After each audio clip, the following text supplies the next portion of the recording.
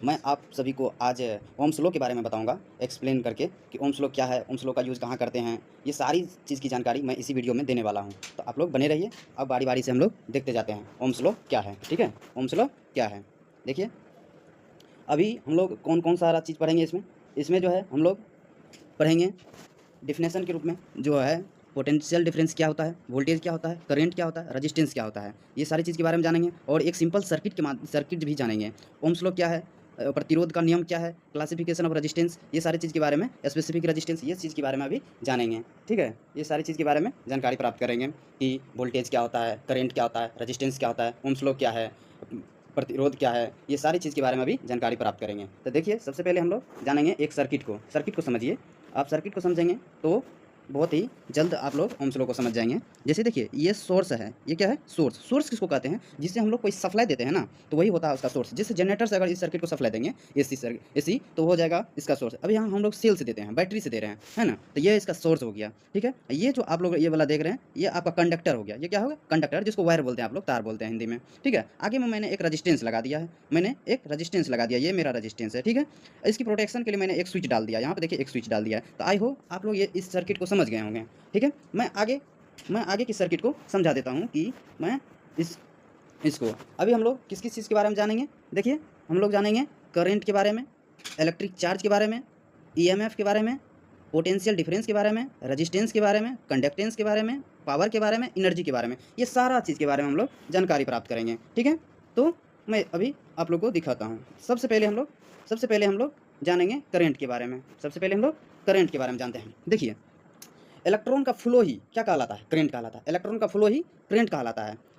Electron का जो flow होता है यूनिडायरेक्शनल में होता है। देखिए, करंट का जो सिंबल होता है वह होता है आई, कैपिटल आई से हम लोग दर्शाते हैं। ठीक है, इसका यूनिट जो होता है करंट का एम्पियर होता है। करंट करंट का यूनिट क्या होता है, एम्पियर। बहुत बार क्वेश्चन पूछा जाता है, करंट का इकाई क्या है, एम्पियर होता है। ठीक है, करंट को मेजर करने के लिए हम लोग आमीटर का यूज करते हैं। आप लोग देखे होंगे, आमीटर का यूज हम लोग करते हैं। करंट को मेजर करने के लिए आमीटर का यूज करते हैं। आमीटर को कनेक्ट करते हैं वो हमेशा याद रखिएगा, सीरीज में कनेक्ट करते हैं। आमीटर को किस क्रम में जोड़ते हैं, सीरीज क्रम में जोड़ते हैं। कौन सा क्रम में, सीरीज क्रम में। ठीक है, इसको समझ गए। चलिए, अब मैं करंट के बाद मैं आगे की देखता हूँ स्लाइड को। आगे की स्लाइड क्या है, ईएमएफ के बारे में दिया है। ईएमएफ के बारे में दिया है। ठीक है, इलेक्ट्रोमोटिव फोर्स। ठीक है, इलेक्ट्रोमोटिव फोर्स क्या है, जब किसी सर्किट से करंट फ्लो करता है तो उसको जो फोर्स लगाता है ना, यानी करंट को आगे बढ़ाने के लिए जो फोर्स लगता है वही होता है उसका इलेक्ट्रोमोटिव फोर्स। यानी किसी चीज़ को आप बल लगाएंगे तब तो वो आगे बढ़ेगा। तो इट मीन्स जो इलेक्ट्रॉन आगे बढ़ रहा है तो उसको धकलने का जो काम कर रहा है, यानी फोर्स लगाने का जो काम कर रहा है, वही होता है ईएमएफ, इलेक्ट्रोमोटिव फोर्स। इसको हम लोग कैपिटल ई से दर्शाते हैं। इसका जो यूनिट होता है, इसको जो मेजर करते हैं हम लोग वोल्ट में। ईएमएफ का मेजर किस में करते हैं, वोल्ट में। किस में करते हैं, वोल्ट में करते हैं। ठीक है, इसको ईएमएफ निकालने के लिए इसका कैलकुलेट क्या है कि जितना आप टर्मिनल वोल्टेज है और जितना उसमें वोल्टेज ड्रॉप हुआ, दोनों की योग कर देंगे तो आप लोग को ईएमएफ निकल जाएगा। तो ईएमएफ बराबर फॉर्मूला क्या होता है, total terminal voltage plus voltage drop supply से जितना गया था, तो ये दोनों का योग यानी जोड़ जो होता है इसका इलेक्ट्रोमोटिव फोर्स के होता है। ठीक है, इलेक्ट्रोमोटिव का फोर्स होता है। मैं अब आगे की चीज़ देखता हूँ। आगे क्या है, पोटेंशियल डिफरेंस। अब पोटेंशियल डिफरेंस को समझिए। पोटेंशियल डिफरेंस क्या होता है कि एक सर्किट है, मान लीजिए एक सर्किट है, उसके दो पॉइंट के बीच का जो विभव होगा यानी पोटेंशियल होगा, उस दोनों के अंतर को हम लोग क्या बोलेंगे, पोटेंशियल डिफरेंस। यानी दो विभवों के बीच के अंतर को क्या बोलेंगे, पोटेंशियल डिफरेंस। क्या कहते हैं उसको, पोटेंशियल डिफरेंस।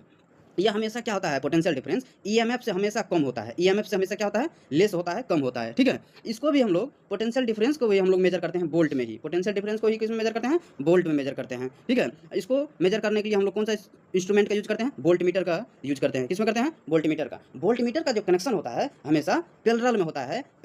किसमें होता है, पैरेलल में। देखिए, यानी समांतर क्रम में वोल्ट मीटर को हमेशा जोड़ा जाता है, कभी भी सीरीज क्रम में नहीं जोड़ा जाता, नहीं तो अच्छा रीडिंग नहीं वो मेजर कर पाएगा। ठीक है, अब देखिए आगे की स्लाइड में दिखाता हूँ। आगे क्या है, आगे है कंडक्टेंस। बहुत ही अच्छा ये तो चीज़ है, इसको पूछा जाता है बराबर। देखिए कंडक्टेंस, ये रहा मेरा कंडक्टेंस। कंडक्टेंस क्या होता है, जिस प्रकार प्रतिरोध विद्युत धारा प्रवाह का विरोध करता है, उसी प्रकार चालकता जो होता है, कंडक्टेंस जो होता है, विद्युत धारा के प्रवाह को सुगमता प्रदान करता है। इसी को कहते हैं कंडक्टेंस। इसी क्या कहते हैं, कंडक्टेंस। यह जो होता है, यह क्या होता है, रजिस्टेंस का अपोजिट होता है। रजिस्टेंस का क्या होता है? अपोजिट होता है, अपोजिट होता है। इसको हम लोग जी से सूचित करते हैं, कैपिटल जी से सूचित करते हैं। इसका जो यूनिट होता है, इसका मोहो होता है। इसका क्या यूनिट होता है? मोहो। इसका यूनिट क्या होता है? मोहो। जितना अच्छा कंडक्टर होगा उसका कंडक्टेंस उतना अच्छा होगा। कोई पूछेगा जितना अच्छा कंडक्टर है उसका कंडक्टेंस क्या होगा? उतना अच्छा होगा। जैसे जैसे आप लोग जाने थे कि इसका फॉर्मूला क्या होता है? जी बराबर A1/R। यानी देखिए यहाँ रजिस्टेंस के अपोजिट है ये कंडक्टेंस, यानी रजिस्टेंस के अपोजिट है कंडक्टेंस। ठीक है, क्या है? अपोजिट है। अब मैं नेक्स्ट स्लाइड को देखता हूँ। नेक्स्ट स्लाइड देखिए, रजिस्टेंस। अभी बताया रजिस्टेंस, तो कंडक्टेंस का अपोजिट होता है क्या? रजिस्टेंस। ठीक है, अब रजिस्टेंस को समझिए। जब किसी भी सर्किट में इलेक्ट्रिक करंट फ्लो करता है तो उसका विरोध करता है तो उसी को क्या कहते हैं? रजिस्टेंस कहते हैं। कोई भी सर्किट में इलेक्ट्रिक करंट फ्लो कर रहा है तो उसका जो विरोध करता है उसी को क्या कहते हैं? रजिस्टेंस कहते हैं। उसी का क्या करता है? रजिस्टेंस कहते हैं। उसी क्या कहते हैं? रजिस्टेंस कहते हैं। उसका रजिस्टेंस का यूनिट होता है ओम।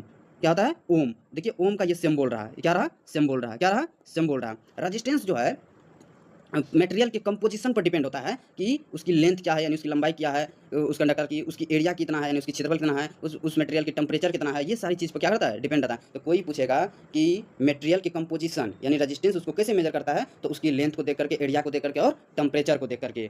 ठीक है, उसकी लेंथ को देख करके, एरिया को देख करके, टेम्परेचर को देख करके क्या किया जाता है? ज्ञात किया जाता है। ठीक है, इसको समझ गए रजिस्टेंस को? अब रजिस्टेंस समझ गए हैं। देखिए इस स्लाइड कितना अच्छा है, स्लाइड को समझिए। ये देखिए मैं तब ये बोला था वोल्टेज क्या करता है? वोल्टेज क्या करता है? करंट को धकेलता है। जैसे देखिए ये एम्पियर है, an ampere means current, current को धकेल रहा है। और रजिस्टेंस क्या कर रहा है? ये रजिस्टेंस इसको रोकने का काम कर रहा है। देखो ये वोल्टेज इसको एम्पियर को धकेल रहा है और रजिस्टेंस उसको क्या कर रहा है? पकड़ रहा है। तो स्लाइड से समझ गए होंगे कि वोल्टेज जो होता है करंट को धकेलता है, करंट जो आगे बढ़ता है तो उसको रजिस्टेंस क्या करता है? रोकता है। रजिस्टेंस क्या करता है? उसको रोकता है। समझ गए? चलिए अब देखिए ये टेबल बहुत ही इंपॉर्टेंट टेबल है। ये बहुत इंपॉर्टेंट टेबल है। देखिए करंट का सिंबल क्या होता है? करंट का सिंबल आई होता है। करंट का सिंबल आई होता है। इसको हम लोग मेजर करते हैं एम्पियर में। किसमें करते हैं? एम्पियर में। इसका शॉर्ट फॉर्म जो होता है ए, कैपिटल ए। ठीक है, वोल्टेज को ई और भी दोनों से मेजर करते हैं कैपिटल में। ठीक है, इसका यूनिट जो होता है इसका वोल्ट होता है। वोल्टेज का यूनिट वोल्ट होता है, इसको भी से दर्शाते हैं। रजिस्टेंस का सिंबल क्या होता है? कैपिटल आर होता है। ठीक है, इसको हम लोग किसमें मेजर करते हैं? ओम में करते हैं। इसका सिंबल ये रहा। ठीक है, इसका सिंबल ये रहा। इस चार्ट को आप लोग याद कर लीजिएगा, बहुत इंपॉर्टेंट है। अब ओम्स लॉ के बारे में जानते हैं। ओम्स लॉ के बारे में जानते हैं हम लोग। ओम्स लॉ क्या है? ओम्स लॉ क्या है? ओम्स लॉ देखिए, अचर ताप पर यानी कांस्टेंट टेम्परेचर पर, अचर ताप पर किसी चालक से प्रवाहित होने वाली विद्युत धारा वोल्टेज की क्या होता है? सीधा समानुपाती होता है, यानी प्रोपोर्शनल होता है। देखिए ये करंट है आई, आई क्या है? करंट है। ये भी रहा, ये दोनों के प्रोपोर्शनल है। तो कांस्टेंट लगाने के लिए क्या करते हैं? आई बराबर भी बटा आर, यानी आप लोग देखेंगे आई समानुपाती भी होता है। तो आई बराबर भी बटा आर होता है। ठीक है, तो यहाँ से तीनों फॉर्मूला आप निकाल लीजिएगा। आई बराबर, अभी मैं दिखा दूंगा वहाँ पे मैं दिखा दूंगा। आगे स्लाइड में दिया हुआ है, देखिए आगे की स्लाइड में दिया हुआ है। देखिए यहाँ पे दिया हुआ है, यहाँ पे तीनों चीज़ को समझिए। यहाँ पर अगर यहाँ पे एक त्रिभुज के माध्यम से दिखाया गया है, जैसे भी निकालना है तो भी बराबर क्या हो जाएगा? I R. भी बराबर आई इंटू आर। आर निकालना है, इसको आर को ढक देंगे तो भी बटा आई हो जाएगा। ठीक है, आई निकालना है तो आई को ढक देंगे तो भी बटा आर हो जाएगा। तो ये इसका कंडीशन है समझने के लिए। ठीक है, ये है इसका कंडीशन समझने के लिए। उसी तरह से यहाँ पर देखिए, क्योंकि भी और ई दोनों वोल्ट ही मेजर करता है तो आर बराबर भी ई बटा आई भी हो सकता है, आई बराबर ई बटा आर भी हो सकता है, ई बराबर आई आर भी हो सकता है। जिस तरह से आर बराबर भी बटा आई, आई बराबर भी बटा आर, ई बराबर भी बराबर आई आर होता है, उसी तरह से ई के यानी भी को ई के रूप में अभी यहाँ पे दिखाया गया है। अब एक सिंपल सर्किट लेकर के समझाया है कि देखिए कि यह एक सर्किट है, 12 वोल्ट, इसमें 12 वोल्ट दिया जा रहा है। इसका रजिस्टेंस जो है 6 ओम का लगा हुआ है। तो इसका करंट पूछ रहा है, तो करंट यानी आई बराबर क्या होता है? आई बराबर भी बटे आर होता है। तो वोल्टेज कितना है?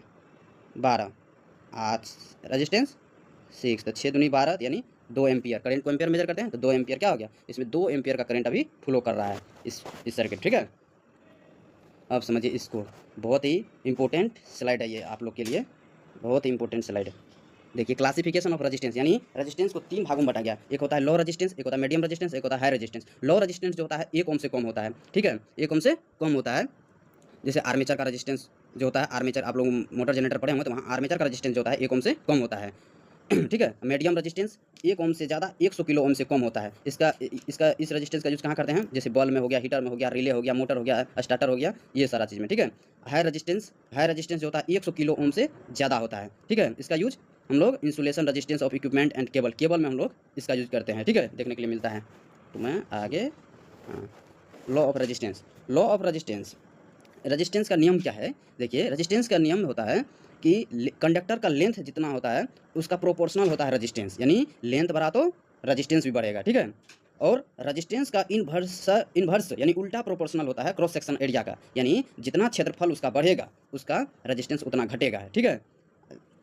उसके बाद और उस डिपेंड करता है कि कंडक्टर कौन सा मटेरियल का बना हुआ, उस पर भी डिपेंड करता है। जैसे यहाँ पे देखिए, यहाँ पे देखने वाली बात है, यहाँ पे देखने वाली बात है, यहाँ पे देखिए इसको कि रजिस्टेंस का नियम क्या कहता है, आर बराबर, इसको समझिए, आर बराबर रो एल बटा ए, यानी आर हो गया आपका रजिस्टेंस, ठीक है, एल हो गया लेंथ कंडक्टर का, ए क्या होगा एरिया यानी क्षेत्रफल। यानी अब समझिए कि अगर ए को बढ़ाएंगे यानी एरिया को बढ़ाएंगे तो रजिस्टेंस क्या हो जाएगा, कम हो जाएगा, रजिस्टेंस कम हो जाएगा। अगर रजिस्टेंस को हम लोग बढ़ाएंगे तो क्रॉस सेक्शन एरिया क्या होगा, कम हो जाएगा, ठीक है। लेंथ बढ़ेगा तो रजिस्टेंस भी बढ़ेगा, लेंथ बढ़ेगा तो कंडक्टर का रजिस्टेंस भी बढ़ेगा, ठीक है। तो यही है इसका मेन कंडीशन यहाँ पर समझने के लिए, इसी को कहते हैं लॉ ऑफ रेजिस्टेंस, यानी रेजिस्टेंस का नियम यही है, ठीक है। रेजिस्टेंस का नियम यही है। अब देखिए फैक्टर ऑफ ऑपोजिंग रेजिस्टेंस, यहाँ पर समझने वाली बात है। ये एक कंडक्टर है, ये क्या है, एक कंडक्टर है, ठीक है। इसकी लंबाई को देखिए, ये रहा इसकी लंबाई, इसके बीच वाला देख रहे हैं ना, ये रजिस्टिविटी होता है। ये क्या होता है, रजिस्टिविटी, जिसको स्पेसिफिक रेजिस्टेंस कहते हैं, यानी विशिष्ट प्रतिरोध कहते हैं।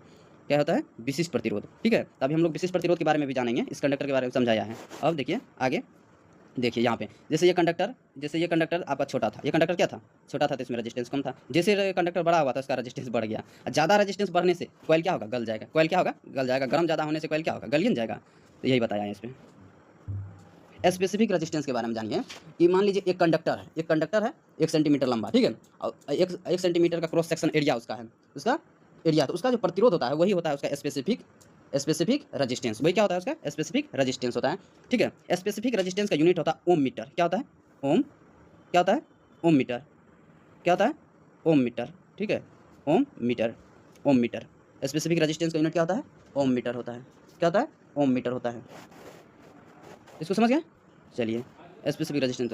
तो अभी हम लोग इस क्लास में क्या सब सीखे, अभी हम लोग सीखे सिंपल इलेक्ट्रिक सर्किट के बारे में, यानी एक सर्किट बनाने के लिए सीखे, है ना। उसका टर्म्स क्या था, जैसे इलेक्ट्रिसिटी क्या है, रेजिस्टेंस क्या है, वोल्टेज क्या है, रेजिस्टेंस क्या है, ये सारी चीज़ के बारे में जाने। ओम्स लॉ क्या है, इसके बारे में जाने, यानी रेजिस्टेंस का नियम क्या है, ये सारी चीज़ के बारे में जाने। तो आई होप कि आप लोग समझ गए होंगे कि आज हम लोग ओम्स लॉ को पूरी तरह से हम लोग पढ़े और इसमें किसी प्रकार की प्रॉब्लम नहीं है। अगर होगा भी आप लोग को तो आप लोग कमेंट में क्वेश्चन पूछ सकते हैं, जवाब पूछ सकते हैं, यहाँ ये चीज़ होना चाहिए, है ना। तो क्लास को यहीं रखते हैं। तो आप लोग इलेक्ट्रीशियन ICTSM को सब्सक्राइब आप लोग कर लीजिए और दोस्तों के